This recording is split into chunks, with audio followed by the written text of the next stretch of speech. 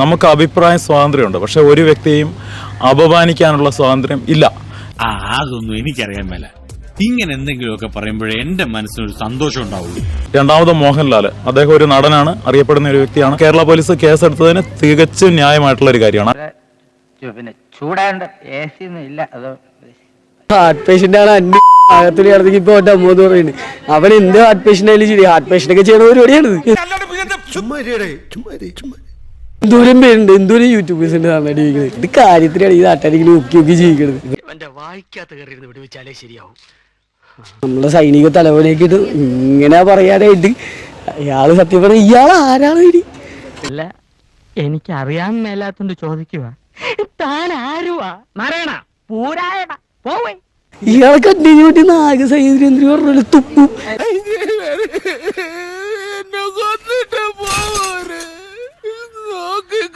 ഞാൻ നിങ്ങളോടൊപ്പം ഉണ്ടാവും എന്നൊക്കെ അവർക്ക് വാക്ക് കൊടുത്ത ഒരു മനുഷ്യനൊരു വലിയ മനുഷ്യൻ. അതിന് ഈ ചെറുത്താനെ പിടിച്ച് അറസ്റ്റ് ചെയ്യണം, അവനെ കുഞ്ചിരുത്തി കൂമ്പിലിട്ട് ഇടിക്കണം എന്നുള്ള അഭിപ്രായക്കാരനെ. എന്തു വേണ ചെയ്തു, പക്ഷെ ദേഹോപദ്രവം ഏൽപ്പിക്കരുത്. പഞ്ചഭാവോ കണ്ടാ മനസ്സിലാവും. ചെറുത്താനെ പിടിച്ച് ജയിലിട്ടാ പോലെ അയാളെ കരിങ്കൽ തുറങ്കിൽ അടയ്ക്കണം. എന്ത് പറ്റിയടാ? അയാളുടെ ഔദ്യോഗിക പദവി അയാൾ ദുരുപയോഗം ചെയ്തിട്ടില്ല.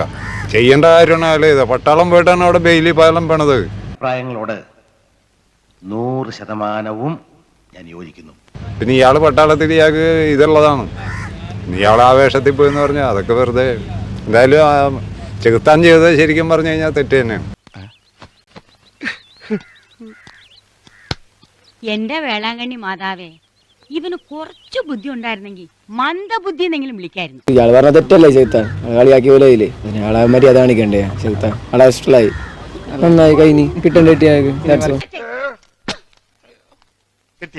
മുതലും പലിശ ചേർത്ത് കിട്ടി. ആരും കണ്ടില്ല. ഈ പറഞ്ഞ ഈ ചെകുത്താൻ എന്ന് പറഞ്ഞ ആളിനെ കൊണ്ട് ഈ നാട്ടുകാർക്ക് ജനങ്ങൾക്ക് എന്തെങ്കിലും ഗുണമുണ്ടോ?